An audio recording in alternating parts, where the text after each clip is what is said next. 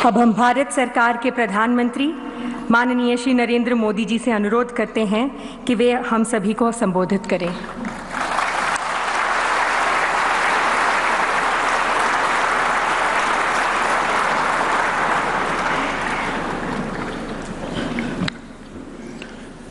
कर्नाटका के मुख्यमंत्री श्री बसवराज बोम्माई जी, सद्गुरु श्री मधुसूदन साई जी, मंच पर उपस्थित महानुभाव, देवी और सज्जनों, कर्नाटकದ ಎಲ್ಲ ಸಹೋದರ ಸಹೋದರಿಯರಿಗೆ ನನ್ನ ನಮಸ್ಕಾರಗಳು।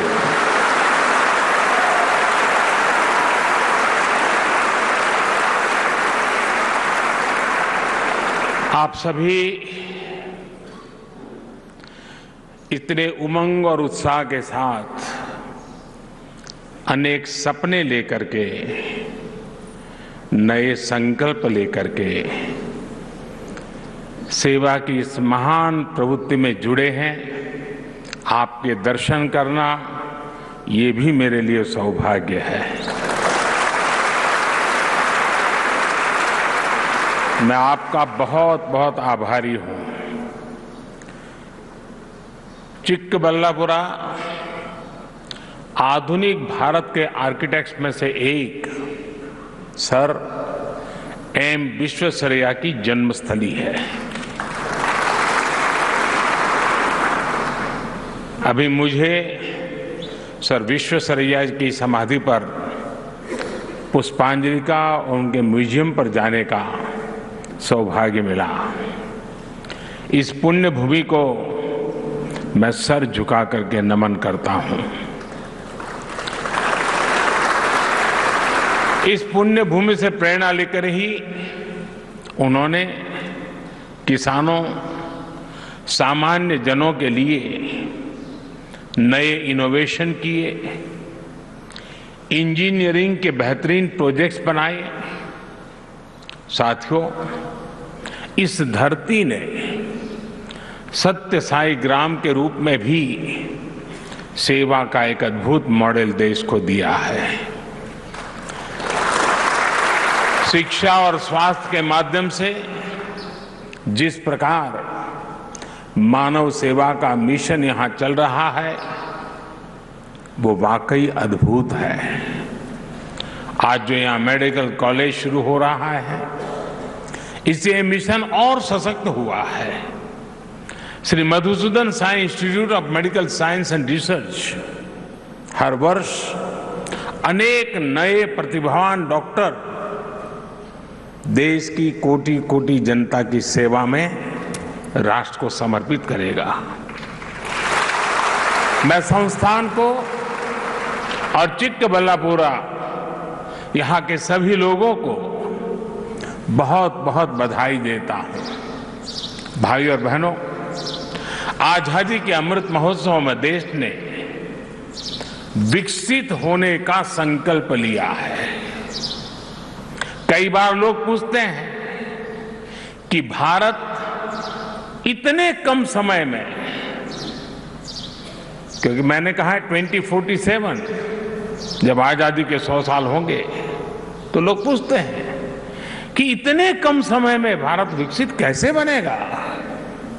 इतनी चुनौतियां हैं, इतना काम है, इतने काम कम समय में पूरा कैसे होगा।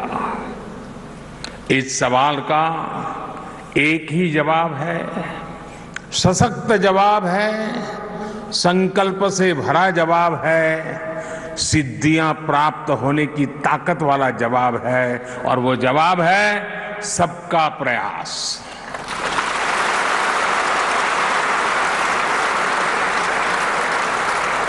हर देशवासी के साझा प्रयासों से ये संभव होकर के ही रहेगा। इसलिए भाजपा सरकार निरंतर सबकी भागीदारी पर बल दे रही है। विकसित भारत के लक्ष्य की प्राप्ति में हमारे सामाजिक संगठनों की, धार्मिक संगठनों की भूमिका भी बहुत बड़ी है। कर्नाटका में तो संतों, आश्रमों, मठों की महान परंपरा रही है। ये धार्मिक और सामाजिक संस्थाएं आस्था और आध्यात्म के साथ साथ गरीबों, दलितों, पिछड़ों, आदिवासियों को सशक्त करती रही है। आपके संस्थान द्वारा किए जा रहे सामाजिक कार्य भी सबका प्रयास की भावना को ही सशक्त करते हैं। साथियों, मैं देख रहा था श्री सत्य साई यूनिवर्सिटी का ध्येय वाक्य है योगः कर्मसु कौशलम, अर्थात कर्मों में कुशलता ही योग है।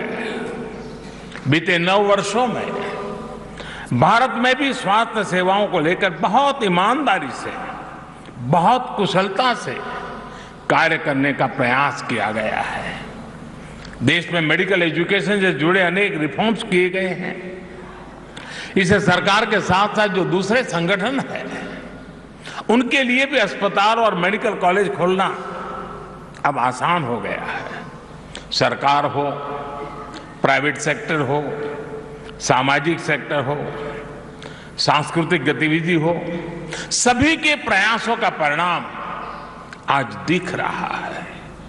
साल 2014 में हमारे देश में 380 से भी कम मेडिकल कॉलेज थे, लेस देन 380। आज देश में मेडिकल कॉलेजों की संख्या बढ़कर के 650 से भी अधिक हो गई है। इनमें से 40 मेडिकल कॉलेज एस्पिरेशनल डिस्ट्रिक्ट्स में बने हैं, जो जिले विकास के हर पहलू में पीछे थे, वहां पर मेडिकल कॉलेज बने हैं। साथियों, पिछले 9 वर्षों में देश में मेडिकल सीटों की संख्या लगभग दोगुनी हो चुकी है। आजादी के 75 वर्षों में जितने डॉक्टर देश में बने, उतने डॉक्टर अगले 10 साल में बनने जा रहे हैं। ये जो काम देश में हो रहा है, उसका लाभ कर्नाटका को भी मिल रहा है। कर्नाटका में आज लगभग 70 मेडिकल कॉलेज है। डबल इंजन सरकार के प्रयासों से जो मेडिकल कॉलेज बीते वर्षों में बने हैं, उनमें से एक यहां चिकबल्लापुरा में भी बना है। इस वर्ष की केंद्र सरकार के बजट में तो हमने 150 नर्सिंग संस्थान बनाने की भी घोषणा की है। इससे नर्सिंग के क्षेत्र में भी युवाओं के लिए बहुत अवसर बनने वाले हैं। साथियों, आज जब मैं आपके बीच आया हूं तो भारत के मेडिकल प्रोफेशन के सामने रही एक चुनौती का भी जिक्र जरूर करना चाहूंगा। इस चुनौती की वजह से गांव के, गरीब के, पिछड़े समाज के युवाओं के लिए डॉक्टर बनना बहुत मुश्किल था। अपने राजनीतिक स्वार्थ के लिए, वोट बैंक के लिए कुछ दलों ने भाषाओं का खेल खेला, लेकिन सही मायने में भाषा को बल देने के लिए जितना होना चाहिए था उतना नहीं हुआ। कन्नड़ा तो इतनी समृद्ध भाषा है, देश का गौरव बढ़ाने वाली भाषा है। कन्नड़ा में भी मेडिकल की, इंजीनियरिंग की, टेक्नोलॉजी की पढ़ाई हो, इसके पहले की सरकारों ने कदम नहीं उठाए। ये राजनीतिक दल नहीं चाहते थे कि गांव, गरीब, दलित, पिछड़े परिवार को बेटे बेटी भी डॉक्टर, इंजीनियर बन सके। गरीबों के हित में काम करने वाली हमारी सरकार ने कन्नड़ा सहित सभी भारतीय भाषाओं में मेडिकल की पढ़ाई का विकल्प दिया है। भाई और बहनों, लंबे समय तक देश में ऐसी राजनीति चली है जहां गरीबों को सिर्फ वोट बैंक समझा गया, जबकि भाजपा सरकार ने गरीब की सेवा को अपना सर्वोच्च कर्तव्य माना है। हमने गरीब और मिडिल क्लास के आरोग्य को प्राथमिकता दी है।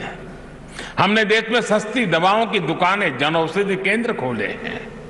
आज देश में लगभग 10,000 जन औषधि केंद्र हैं, जिसमें से 1,000 से ज्यादा हमारे ये कर्नाटका में ही है। इन केंद्रों की वजह से कर्नाटका के गरीबों के हजारों करोड़ रुपए दवाओं पर खर्च होने से बचे हैं। साथियों, मैं आपको वो पुराने दिन भी याद कराने को कहूंगा जब गरीब इलाज के लिए अस्पताल जाने की हिम्मत नहीं कर पाता था। भाजपा सरकार ने गरीब की इस चिंता को समझा, उसका समाधान किया। आज आयुष्मान भारत योजना ने गरीब परिवार के लिए अच्छे अस्पतालों के दरवाजे खोल दिए हैं। भाजपा सरकार ने गरीब को 5 लाख रुपए तक का मुफ्त इलाज करने की गारंटी दी है। कर्नाटका के भी लाखों लोगों को इस योजना का लाभ हुआ है। साथियों, पहले हार्ट सर्जरी हो, नी रिप्लेसमेंट हो, डायलिसिस हो, ये सब भी बहुत महंगा होता था। गरीबों की सरकार ने, भाजपा की सरकार ने इनको भी सस्ता कर दिया है। मुफ्त डायलिसिस की सुविधा ने भी गरीबों के हजारों करोड़ रुपए खर्च होने से बचाए हैं। साथियों, हम स्वास्थ्य से जुड़ी नीतियों में माताओं बहनों को सर्वोच्च प्राथमिकता दे रहे हैं। जब मां का स्वास्थ्य, मां का पोषण बेहतर होता है तो पूरी पीढ़ी का स्वास्थ्य सुधरता है। इसलिए चाहे शौचालय बनाने की योजना हो, मुफ्त गैस कनेक्शन की योजना हो, हर घर तक नल से जल पहुंचाने की योजना हो, मुफ्त सैनिटरी पैड्स देने की योजना हो, या पौष्टिक खाने के लिए सीधे बैंक में पैसे भेजना हो, ये सब माताओं बहनों के स्वास्थ्य को ध्यान में रखते हुए किया जा रहा है। विशेषकर ब्रेस्ट कैंसर को लेकर भी भाजपा सरकार सतर्क है। अब गांवों में जो हेल्थ एंड वेलनेस सेंटर खोले जा रहे हैं, वहां पर ऐसी बीमारियों की स्क्रीनिंग का प्रयास हो रहा है। मकसद यही है कि शुरुआती दौर में ही बीमारियों की पहचान की जा सके। इससे माताओं बहनों के जीवन पर बड़े संकट को हम रोकने में सफल हो रहे हैं। मैं बोम्मई जी और उनकी टीम को बधाई दूंगा कि कर्नाटका में भी 9,000 से अधिक हेल्थ एंड वेलनेस सेंटर बने हैं। हमारी सरकार बेटियों को ऐसा जीवन देने में जुटी है जिससे वो खुद भी स्वस्थ रहे और आगे जाकर के संतान भी स्वस्थ रहे। भाइयों और बहनों, आज मैं कर्नाटका सरकार की एक और वजह से प्रशंसा करूंगा। बीते वर्षों में भाजपा सरकार ने एएनएम और आशा बहनों को और सशक्त किया है। उन्हें आधुनिक टेक्नोलॉजी वाले गैजेट्स दिए गए हैं, उनका काम आसान बनाया गया है।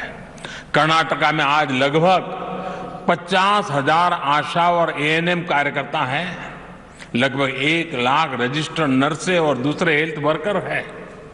डबल इंजन सरकार इन सभी साथियों को हर संभव सुविधाएं देने के लिए जीवन आसान बनाने के प्रयासरत है। साथियों, आरोग्य के साथ साथ माताओं बहनों बेटियों के आर्थिक सशक्तिकरण पर भी डबल इंजन सरकार का पूरा ध्यान है। ये धरती तो मिल्क और सिल्क की धरती है। ये हमारी सरकार है जिसने पशुपालकों के लिए भी किसान क्रेडिट कार्ड की सुविधा सुनिश्चित की है। पशुओं का स्वास्थ्य ठीक रहे, इसके लिए सबसे बड़ा मुफ्त टीकाकरण अभियान भी हमारी सरकार ने शुरू किया। इस अभियान पर 12,000 करोड़ रुपए खर्च किए जा रहे हैं। डबल इंजन सरकार का यह भी प्रयास है कि डेयरी कोऑपरेटिव में महिलाओं की भागीदारी और अधिक बढ़े। गांव में महिलाओं के जो सेल्फ हेल्प ग्रुप्स हैं, उनको भी सशक्त किया जा रहा है। साथियों, जब देश स्वस्थ रहेगा, जब विकास में सबका प्रयास लगेगा, तो विकसित भारत का लक्ष्य हम और तेजी से प्राप्त करेंगे। मैं एक बार फिर से श्री मधुसूदन साई इंस्टीट्यूट से जुड़े सभी साथियों को मानव सेवा के उस उत्तम प्रयास के लिए हृदय से बहुत बहुत बधाई देता हूं।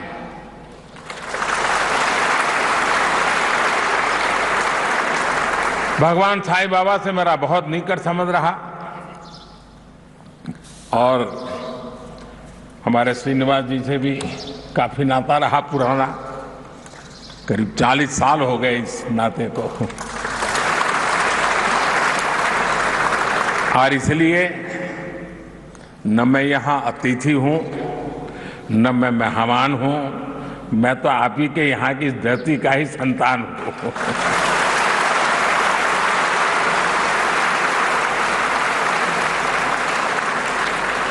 और जब भी आपके बीच आता हूं तो रिन्यू हो जाता है नाता, पुरानी यादें ताजा हो जाती है और अधिक मजबूती से जुड़ने का मन कर जाता है। मुझे यहां आमंत्रित करने के लिए मैं आपका पुनः बहुत बहुत आभारी हूं। बहुत बहुत धन्यवाद।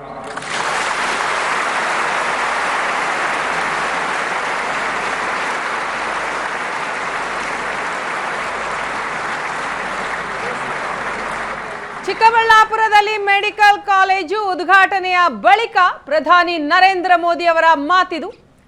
ಕನ್ನಡದಲ್ಲಿಯೇ ಮಾತನ್ನ ಆರಂಭ ಮಾಡಿದಂತಹ ಪ್ರಧಾನಿ ಮೋದಿ ಹೊಸ ಸಂಕಲ್ಪದೊಂದಿಗೆ ಈ ಕಾರ್ಯಕ್ರಮದಲ್ಲಿ ಭಾಗಿಯಾಗಿದ್ದೇನೆ, ಈ ಕಾರ್ಯಕ್ರಮದಲ್ಲಿ ಭಾಗಿಯಾಗಿರೋದು ನನ್ನ ಸೌಭಾಗ್ಯ ಅಂತ ತಿಳಿಸಿದ್ರು.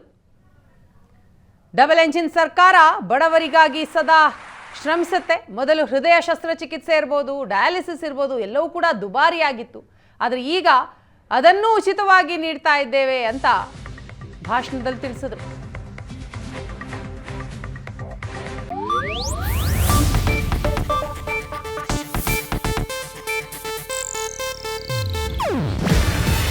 ಇದು ಏಷ್ಯಾನೆಟ್ ನ್ಯೂಸ್ ನೆಟ್ವರ್ಕ್ ಪ್ರಸ್ತುತಿ. ನೀವು ನೋಡ್ತಿದ್ದೀರಾ ಏಷ್ಯಾನೆಟ್ ಸುವರ್ಣ ನ್ಯೂಸ್.